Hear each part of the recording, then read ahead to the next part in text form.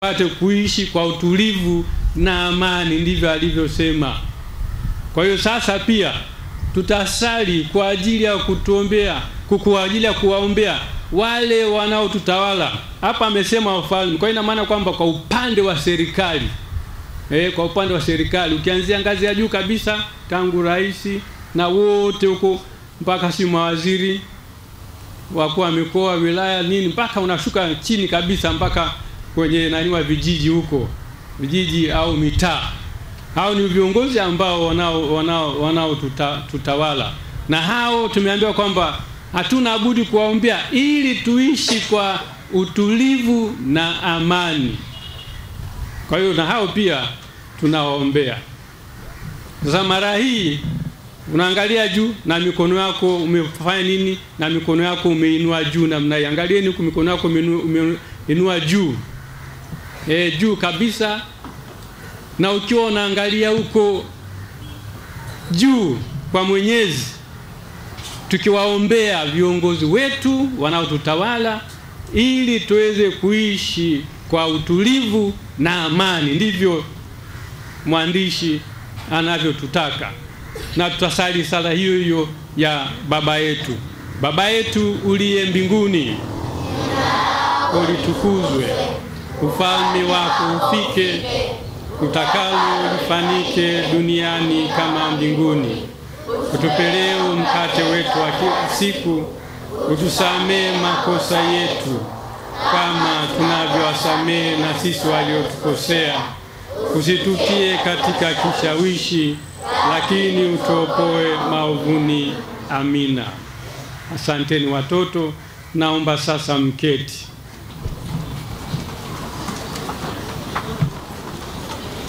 Sala na dua na maombi kwa ajili ya watu wote na pia kwa ajili ya wale wanaotutawala.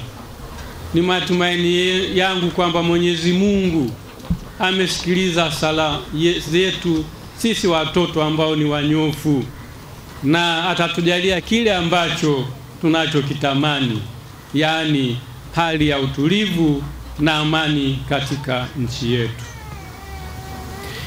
Watoto wapendwa, kila ninapoenda sehemu mbalimbali, hasa kwenye kutoa kipaimara, huwa naongelea mambo kadhaa ambayo yanawasaidia watoto, kwa sababu t-shirt mlizovaa kwa nyuma kumeandikwa mtoto ni nini? Mtoto ni malezi. Kwa hiyo mara kadhaa najitahidi kuongelea mambo fulani ya kimsingi ambayo yatawasaidia ninyi watoto katika kukua vizuri kimalezi. Jambo la kwanza ni kujifunza sala na kusali. Kujifunza sala na pia kusali. Ni vizuri watoto tukajifunza sala mbalimbali na kuzisali. Zipo sala za aina mbalimbali katika vijitabu vya sala. Kuna sala ya asubuhi, kuna sala za jioni, si sala ya usiku. Kuna sala mbalimbali pia, sala za kuomba toba, sala za shukrani kwa Mwenyezi na kadhalika. Sala hizo mbalimbali jifunze, zitakusaidia. Nakumbuka tulipokuwa shule ya msingi darasa la 5, alitokea mwalimu mmoja, niliona alikuwa tofauti kabisa na walimu wengine. Akaja ubaoni akaandika sala ya Mtakatifu Yuda Tadei. Akaiandika pale na akatambia watoto, sala hii mwe mnaisali kila siku, sala ya Mtakatifu Yuda Tadei. Ambapo katika sala hiyo kuna sehemu ambapo unaweka ombi lako. Nakumbuka kabisa. Kwa hiyo tukaandika ile sala, tukajifunza. Na tukaona kwamba ilikuwa sala nzuri. Kuanzia wakati ule mpaka leo hii huwa hiyo sala naisali kila siku. Tangu darasa la 5 huwa naisali kila siku. Na nilijifunza wakati ule. Ndio maana nasema kwamba sala lazima ujifunze sala ili baadaye uweze kufanya kuisali. Kama ujifunzi sala utasali nini? Kwa hiyo watoto naomba tuwe na moyo wa kujifunza sala na pia moyo wa kusali. Na ninawaambia watoto tunapoenda kwenye kipaimara kwamba unapoamka asubuhi, unapoamka, kabla ya yote ile unafanya nini? Unasali. Kabla hujatoka hapo kitandani unasali. Unasali kwanza kumshukuru Mwenyezi Mungu ambaye aliyekuamsha. Aliyekuamsha, kwa sababu tunajua watoto wapendwa, kuna watu ambao wanapolala hawaamki. Sasa wewe umeamka, kwa nini usimshukuru Mungu? Kwa hiyo tuwe na mazoea kabla ya kutoka kitandani, sali na kumshukuru Mungu. Na pili, sali kumwomba Mungu baraka kwa siku ambayo inaanza. Mwenyezi Mungu akulinde kwa siku ambayo inaanza. Ni sala fupi tu, haichukui muda. Kumshukuru umeamka salama na kumwambia Baba Mungu, naomba baraka zako katika siku ya leo, naomba unilinde siku ya leo. Alafu unaendelea na shughuli. Kwa sababu hatari si ziko nyingi. Ziko nyingi, tunaziona hatari ziko nyingi. Kuna ajali zinatokea, watu wanakufa. Unaweza kutembea barabarani huko, gari likaacha njia likakufuata likakumaliza. Naona. Au tawi la mti likanyanyuka huko likakugonga ukaondoka. Kwa hiyo kuna hatari nyingi sana. Sasa kwa nini usimuombe Mungu akulinde siku ambayo inaanza? Kwa hiyo naomba watoto tuwe na mazoea ya kufanya nini? Unapoamka, sali, kumshukuru Mungu, na hapo kumuomba baraka kwa siku, baraka na ulinzi wake kwa siku ambayo inaanza. Pili, watoto tujitahidi kuwa na heshima. Kuwa na heshima kwa wale ambao waliotuzidi umri. Kuna kaka, dada, kuna baba, mama, kuna hata na walimu. Hawa ni ambao wamekuzidi umri. Kwa hiyo wale unawaheshimu na tena unawasalimia. Kama ni baba, shikamoo baba, shikamoo mama. Kama ni kaka, shikamoo dada, ni kaka. Kama ni dada, shikamoo dada, na kadhalika. Ndio heshima yenyewe hiyo. Kwa hiyo watoto tujifunze kuwa na heshima. Usikubali unapishana na mtu hivi tu, hata salamu hamna, hata kushangaa mtoto gani huyu ambaye hata kusalimu hajui. Kwa hiyo naombeni sana watoto wapendwa, tuwe na tabia hiyo ya heshima kwa wale waliotuzidi umri. Na kawaida katika mila na desturi zetu Afrika, inapotokea mahali ambapo labda kuna tukio fulani, alafu kuna kuketi, alafu labda viti havijaenea kwa watu wote. Kawaida kwa desturi zetu Afrika, mtoto hawezi kuketi wakati mtu mzima amesimama. Hii haipo. Kwa hiyo mtoto ambaye ana malezi ananyanyuka, mtu mzima anaketi. Sio wewe mtoto unakaa unaketi unajinafasi hivi, afu mtu mzima labda mama mjamzito au mtu ambaye ni mzee anatembea hata kwa mkongojo, wewe umeketi, yule amesimama na mkongojo wake. Hapana. Watoto lazima tujifunze kuwa na heshima kwa waliotuzidi umri. Tatu, kuwa na utii. Tuwe na utii. Kuwa na utii na maana kwamba unapotumwa na yoyote, iwe pale nyumbani, baba, mama au shuleni, umeambiwa fanya hiki, unakwenda. Lakini kuna mwingine unaweza kukuta kwamba mtoto anaambiwa nenda hivi, alafu anaenda zake, anaenda kwa shughuli zake, anaenda cheza, haendi kule ambako alikotumwa. Labda nyumbani mzazi amekwambia mtoto nenda kachote maji, wewe unaenda cheza mpira kule. Nenda dukani, wewe unaenda cheza huko. Hapana. Uwe ni mtii, unakoelekeza unakwenda na unarudi mara moja. Hiyo inampendeza Mungu na pia inampendeza mwanadamu. Kwa hiyo watoto, naombeni sana tujitahidi kuwa watii. 4, kuwa na moyo wa shukrani. Watoto tuwe na moyo wa shukrani, katika maana kwamba unapopewa kitu na yote yule, jitahidi fanya nini? Kusema asante. Sema asante.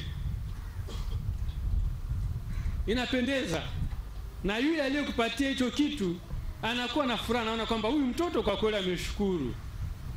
Usiposema asante wakati mwingine wala hatafanya nini, hata kupatia tena, kwa sababu anasema hili mtoto halina shukurani. Kwa hiyo unaposhukuru kwa namna moja au nyingine, ni kama unaomba tena. Yule aliyekupatia kitu wakati mwingine anakuwa na hamasa ya kupatia zaidi. Kwa hiyo tuwe na moyo wa shukrani. Iwe ni mzazi amekupatia kitu, iwe nani yote yule amekupatia chochote kile, sema asante. Watoto, hiyo mmesikia? Ndio. Mmesikia? Ndio. Tuwe na moyo wa shukrani kusema asante. Haigharimu chochote kusema asante. Haya. 5. Kusema ukweli. Kusema ukweli. Tujitahidi wakati wote kusema ukweli. Tusiwe watu ambao wanasema uongo. Tujitahidi kusema ukweli. Hili ni tatizo kubwa kwetu sisi wa Afrika. Waafrika kusema uongo, yani kama sehemu ya maisha yetu. Ni kama sehemu ya maisha yetu. Kusema uongo na unaona kwamba hujafanya kosa. Wakati kwa wenzetu kusema uongo, yani kosa kubwa sana. Kama vile wewe unavyoona kuua mtu ni kosa kubwa, kwa wenzetu ni hivyo hivyo. Kusema uongo wanaona ni kosa kubwa. Ni hivyo. Kwetu sisi tunachukulia rahisi tu kusema uongo nini na nini. Tuwe wa kweli. Useme uongo. Uwe mtoto ambaye ni mkweli, mara zote anasema ule ukweli. Usidanganye. Kwa hiyo tukue na mazoea haya ya kusema ukweli. 6. Kuwa wakarimu. Kuwa wakarimu. Mtoto ujitahidi kuwa mkarimu. Na mashuleni humo watoto wanatoka katika familia mbalimbali zenye uwezo na zisizokuwa na uwezo, familia tajiri, familia maskini. Sasa wewe ambaye familia yako ina unafuu, labda wamekupatia chochote, na wakati wa mapumziko labda inaruhusiwa kuna duka hapo unanunua chochote, au wamekufungashia kitu fulani, chakula fulani wamefungashia ukao nacho. Sasa uwe na moyo wa ukarimu. Kuna mwingine hapo pembeni mwako hana kwa sababu familia yake alikotoka ni maskini. Sasa wewe uliye nacho na yule umpatie pia, ndivyo navyompendeza Mungu. Kwa hiyo tujifunze kuwa wakarimu, sio mchoyo. Sio mchoyo kabisa, kuwa mkarimu. Chochote ulicho nacho, pale ambapo inawezekana kumgawia hata mwingine, ufanye hivyo. Fanye hivyo watoto wapendwa. Itakuwa inampendeza Mungu. Tusiwe wachoyo, tuwe wakarimu. Maana Mwenyezi Mungu ametujalia vitu mbalimbali na uwezo mbalimbali. Sasa vile ambavyo tulivyo navyo tushirikishane. Kama vile tunavyopata jua wote wema na wabaya, jua linawakia, mvua zinanyesha wema na wabaya. Sasa na sisi pia watoto tuwe wakarimu kwa kusaidiana katika vile ambavyo tulivyo navyo. 7. Kufanya kazi kwa bidii au kusoma pia kwa bidii. Kufanya kazi kwa bidii. Mtoto usiwe legelege. Usiwe ni yule ambaye kila kitu anafanyiwa. Siku hizi kuna wale ambao tunawaita sima house girls, ni watu gani wale. Kwa hiyo unakuta katika familia nyingine, yani mtoto hagusi kitu. Eti mpaka house girl afanye nini? Amfulie nguo, amfanyie hivi na hivi na hivi. Hapana. Na wewe jitahidi kufanya kile ambacho kinawezekana kuendana na umri wako. Mfano mtoto wa darasa la 6 la 7, eti unafuliwa hata socks ambazo umezivaa sasa hivi hapo. House girl akufulie. Na nguvu unazo. Hapana, haipendezi. Na mikono unayo. Ungekuwa mlemavu sawa, lakini mikono unayo. Usisubiri ufanywe kila kitu, kwa sababu kama una mazoea ya kufanya kazi, utakapokuja kuwa mtu mzima utakuwa mtu wa hovyo kabisa kabisa, na una faida katika ulimwengu huu, kwa sababu huna mchango wowote, unakaa tu ufanywe kila kitu. Kwa hiyo watoto wapendwa, na wasihi sana tusiwe watu ambao tunafanywa kila kitu, au tusikubali kudekezwa. Ukiona mzazi wako anakudekeza, mwambie mama, niache na mimi nifanye kazi. Ukinidekeza huko baadaye unanitakia maisha mabaya. Ndio. Kwa hiyo tujifunze shughuli ambazo tunaweza. Kwa mabinti, hata kupika, unaenda jikoni unaona mzazi wako anavyopika, mama anavyopika, unajifunza kupika na kadhalika. Inasaidia. Kwa sababu kuna wengine ambao wanaolewa hawajui hata kupika. Hata uji hajui kupika. Fikira binti miaka 20 na kitu huko, hata uji hajui kupika. Huyu ameshuka kutoka mwezini au umetoka wapi huyu? Alikuwa wapi huko? Kwa hiyo tujitahidi watoto, tufanye kazi pia.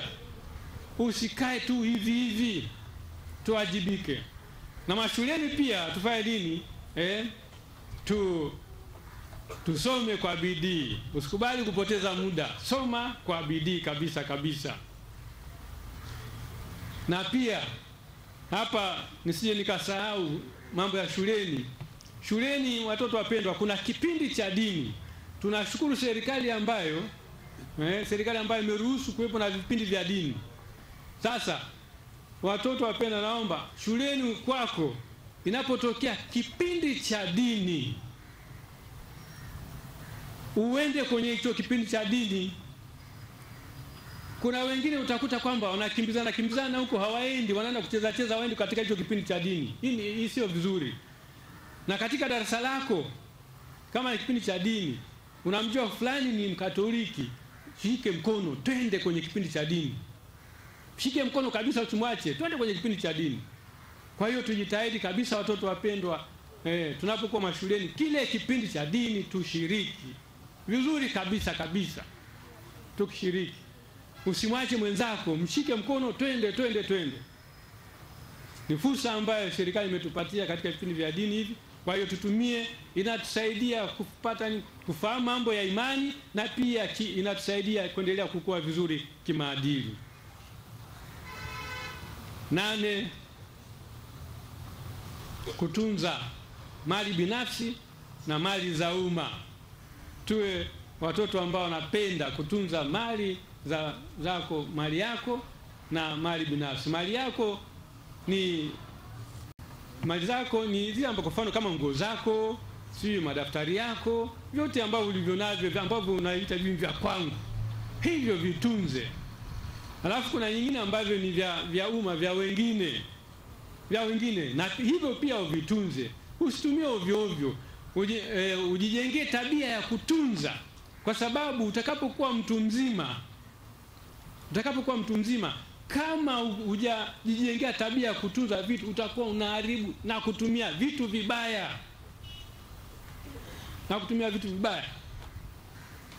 Na ndio maana utakuta kwa mfano mtu amepata nafasi kubwa, labda hata serikalini, na amepewa hata gari la kazi na kadhalika, gari nzuri tu.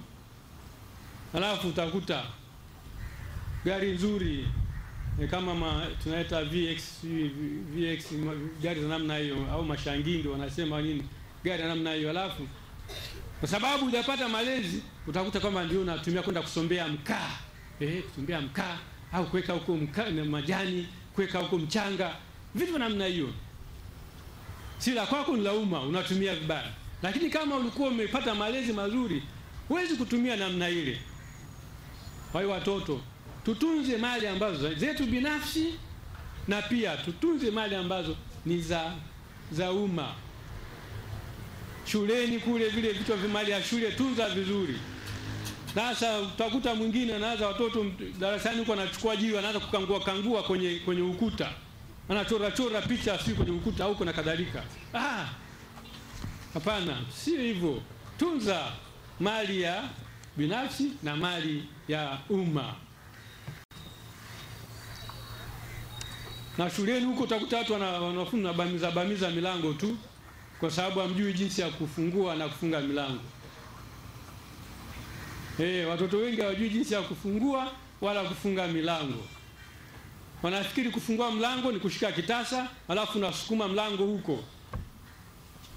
Haya, kufunga inafikiri kule kusukuma mlango kwa nguvu ujifunge wenyewe. Ndivyo wanavyofikiria wengine. Kufungua mlango unashika kitasa, unaingia, unaendelea, unashika kitasa kwa nyuma, alafu unarudishia mlango. Hiyo ndio namna nzuri ya kufanya nini? Ya kufungua na kufunga mlango. Sio kubamiza mlango. Wengi mnabamiza mlango mashuleni huko, na ndio maana milango ya shule haidumu. Nyumbani huko pia wengine wanabamiza milango, ndio maana milango mingine haidumu, na pia hata na nyumba zinapata nini? Nyumba zinapata nyufa kwa sababu ya kila wakati pa milango inabamizwa. Sasa nyumbani kwako ukisikia mtu anabamiza mlango, wewe piga makelele kwa sauti kubwa, hata kama ni baba yako au mama yako amebamiza mlango huko pa. Wewe sema kwa sauti, ni nani huyu asiyejua kufunga au kufungua mlango? Sema kwa sauti tu. Hata kama baba yako mama yako, ili ajifunze pia. Au ni kwamba kuna kitu kizuri ambacho kinatoka kwa mtoto. Ni nani huyu asiyejua kufunga mlango? Wewe piga makelele hivyo. Kwa sababu wengi hata watu wazima wamezoea kubamiza milango tu hivi pam. Kujifunze vitu namna kutunza mali. 9.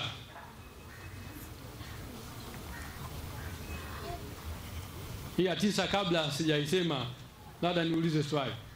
Nani ambaye ameshawahi kuokota kitu? Nyosha mkono juu. Kuokota kitu juu. Kuokota kitu, nyosha mkono juu. Watoto huwa wanabahati kuokota vitu. Haya, shusha mikono chini. Nani ambaye kile alichokiokota alikitumia? Nyosha mkono juu. Naona wote wameokota na wote wakatumia. Shusha mikono chini, watoto wapendwa. Sasa ni kwamba kama umeokota, ina maana kuna mtu amedondosha na alikuwa na kihitaji hicho kitu. Huyo mtu alikuwa na kihitaji. Kwa hiyo wewe ulizia ni nani, kama ni nyumbani au shuleni. Mpelekee mwalimu, ambie mwalimu, nimeokota kalamu hii, nimeokota hiki, na mwalimu atatangaza kwa wanafunzi wenzao nani aliyepoteza kitu na kadhalika. Usitumie kwa sababu sio mali yako. Aliyekipoteza na kihitaji. Kwa hiyo sasa tuanze kujifunza. Usitumie kitu unapokiokota. Ulizia aliyekipoteza. Kwa sababu tunaona kinachoendelea siku hizi katika jamii yetu ya Tanzania. Jinsi ambavyo watu wakiokota vitu wanafanya mali yao. Tena na wengine unakuta mtu anashukuru hata Mungu. Ameokota pochi ambayo ina fedha, anapiga magoti na mshukuru Mwenyezi Mungu. Mwenyezi Mungu, asante sana kwa baraka ambayo umemshushia. Na pochi hiyo ina vitambulisho vya huyo mtu, na wewe unaenda kuvitupa hivyo vitambulisho. Huyo mtu anaanza kwenda kuhangaika. Kutafuta kitambulisho, si kadi ya benki, kadi ya afya, kadi si ya nini, na pesa na simu na nini, vyote hivi amepoteza, anahangaika. Wewe unamshukuru Mungu kwamba amekushushia neema. Mungu ashushi baraka kwa namna ile? Hapana. Ni tabia mbaya ambayo tumezoea kuifanya sisi wa Tanzania, kwamba ukiokota kitu unaona kwamba sasa ni mali yangu. Hapana, sio mali yako. Ulizia. Na inampendeza Mungu. Usichukue hicho kitu usikitumie, ulizia. Kwa wenzetu ambao wameendelea, kuna maofisi ambayo wanaweka vitu ambavyo vimepotea, ambavyo vimeokotwa.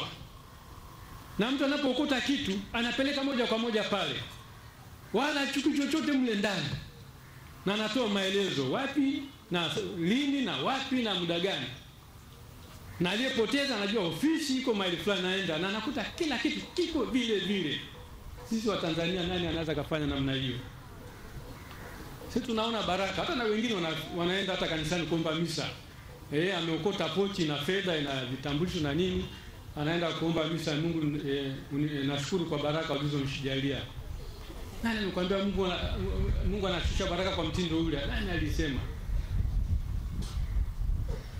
Na ndio maana tunaposikia kufanya ajali imetokea mahali fulani, Watanzania tunakimbilia pale, si kwenda kusaidia wale majeruhi, ila kuwapora vile vitu alivyo navyo. Watu wanaenda wanachukua simu zao, wanachukua fedha zao, wanachukua mabegi yao, alafu wanatokomea. Ndivyo tunavyofanya. Tabia mbaya sana hii. Tusifanye hivyo. Tujifunze sisi watoto, tusiwe kama hao ambao hawakupata malezi hayo. Wanaona wakiokota kitu ni mali yake. Sisi tujifunze kwamba ukiokota kitu si mali yetu, tukirudishe kwa mhusika. Wengi wenu pengine mlisikia wakati fulani Kenya, binti fulani wa kidato cha kwanza aliokota furushi la fedha. Furushi la fedha. Tena fedha nyingi sana, na huyu anatoka katika familia maskini. Furushi la fedha.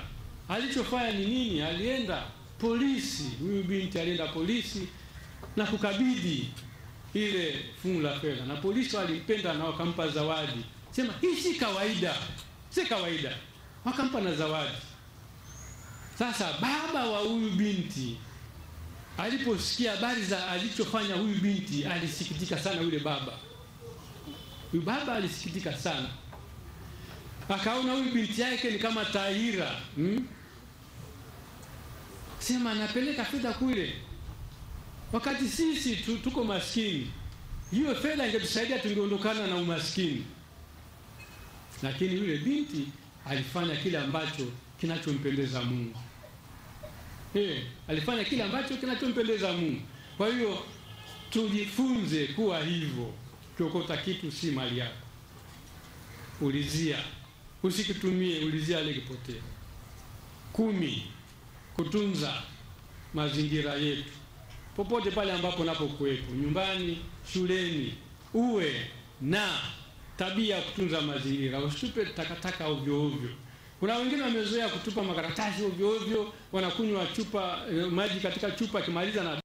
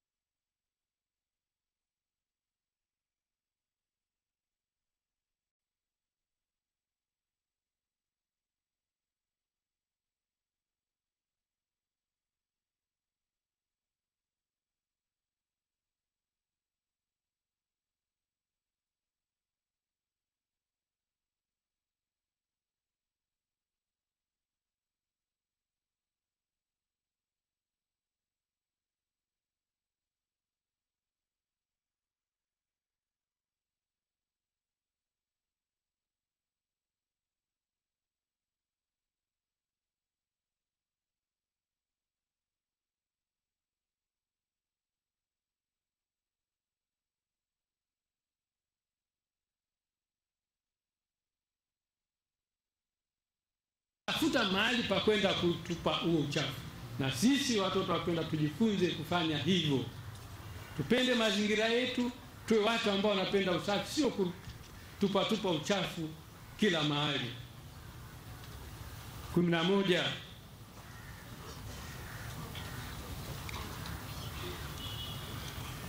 majumbani mwetu, watoto wapendwa, kuna familia ambazo zina uwezo ambapo kuna hizi runinga. Kuna runinga katika familia zetu. Sasa kuna movie mbalimbali ambazo zinaonyeshwa katika runinga zetu. Sasa kuna nyingine ambazo unakuta za vita, watu wanapigana, watu wanauana na kadhalika. Sasa mtoto ambaye ni makini, za namna hiyo haifai aziangalie hizo video hizo za mauaji, kwa sababu unapoangalia za namna hiyo inakujengea tabia fulani ndani mwako ya ukatili.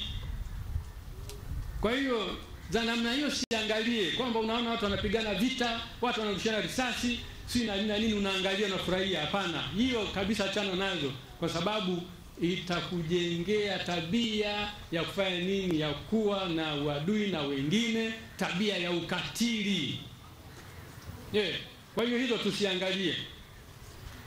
Na kuna wazazi wengine ambao bahati mbaya hizi haya matoi, si wanasesere au kwa wingi wanasesere, vitoi hivi, kwa mfano vitoi kama bastola hivi, bastola ambayo anaweka labda mpira, alafu anaminya namna hii, kanatoka mpira tap, kanakwenda. Viko vitoi vya namna hiyo, vitoi vya silaha. Sasa vya namna hiyo pia havifai. Mzazi bila kujua anaharibu mtoto wake. Sehemu fulani Marekani hivyo hivyo, mtoto alizoea nini? Mtoto alizoea kitoi cha bastola ambacho sasa kuna kitu kama mpira. Kwa hiyo mara nyingi analenga shabaha, anapiga pap, inaenda inagonga hapo, kampira kanatoka, kanafanya nini? Kanaenda kugonga hiyo simu ambapo amelenga. Sasa siku moja huyo mtoto ametoka na baba yake, wameenda kuogelea, wameenda baharini kuogelea. Kwa hiyo huyu baba akaacha kamfuko kake hapo na bastola yake kwenye nani hapo kwenye mchanga, akaenda kuogelea, na mtoto akamwacha pale.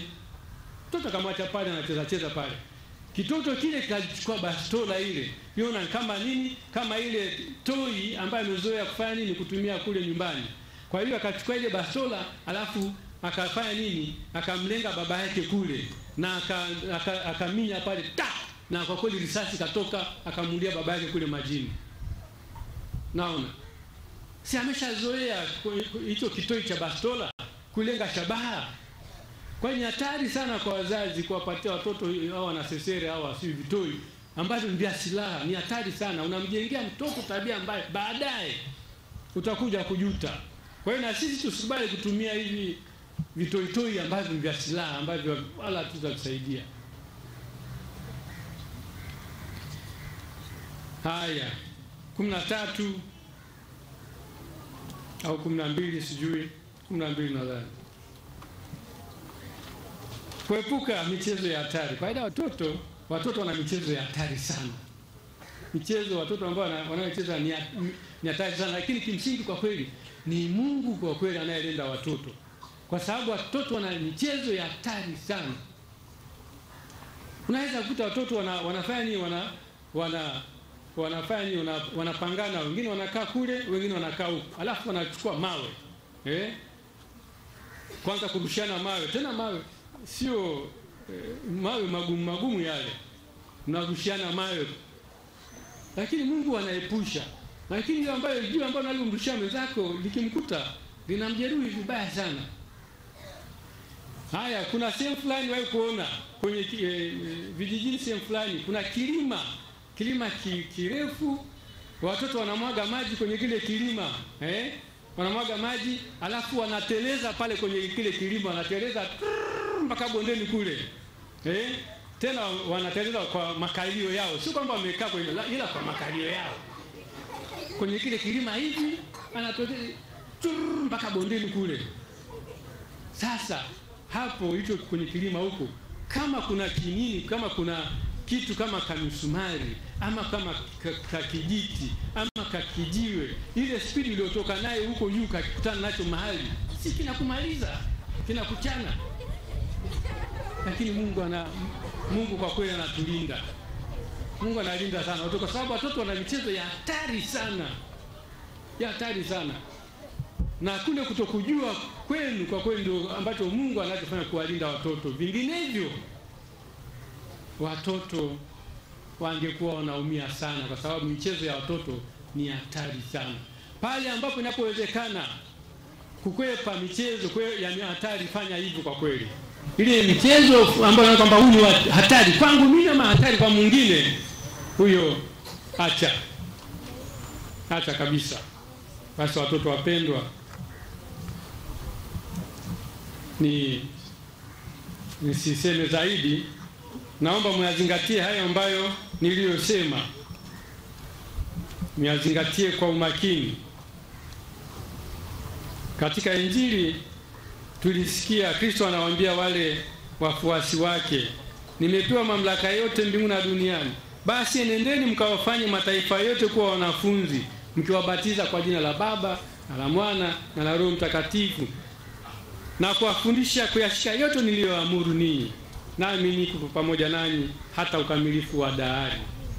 Tumesikia hayo. Sasa ninyi watoto,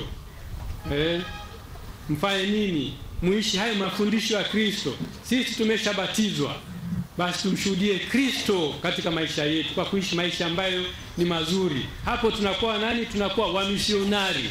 Tunakuwa misionari. Unapokuwa mtoto ambaye ana malezi anayefanya yanayempendeza Mungu, tayari unakuwa misionari, kwa sababu maisha yako yanamvutia mwingine ambaye anaikuwa anaishi maisha ovyo ovyo. Kwa hiyo tayari hapo umefanya nini? Umetenda kile ambacho kimesemwa hapa, ukawafanye watu kuwa wanafunzi wangu. Kwa hiyo na wewe umfanye mwingine ambaye hakuwa mwanafunzi wa Kristo, yani alikuwa anaishi ovyo ovyo, aanze kuishi vizuri kwa kuona na kutazama maisha yako, akaiga kile ambacho ni kizuri kutoka kwako. Sisi ni wamisionari na tuendelee kudumu kuwa wamisionari. Tumsifu Yesu Kristo.